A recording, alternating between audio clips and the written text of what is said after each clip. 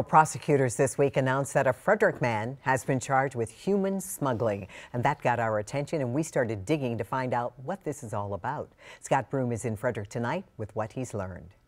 The suspect in this case is a suspected undocumented immigrant from El Salvador named Martir Yandres, a 41-year-old father and former small business owner in the Latino community here in Frederick. His background comes off like the human smuggler next door. At one time, Yandres owned 2 check cashing businesses that have since been sold to another owner. He has a wife and a child. He's been in Maryland at least since 2007, according to court records, when a home he owned in Gaithersburg was foreclosed on.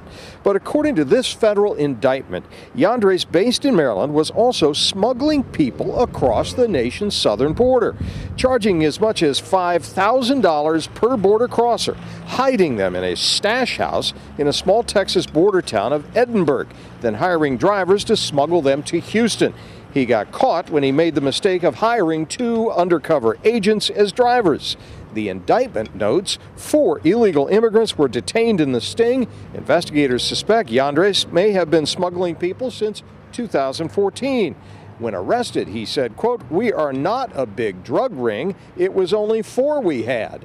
It's no big deal." Well, it is a big deal to the federal government. He is facing 10 years of federal time. I've not been able to uncover where the immigrants who were crossing the border were headed. In Frederick, Scott Broom, WUSA 9. The 4 immigrants detained in the case after being transported to Houston were deported. Yandres is still in federal custody.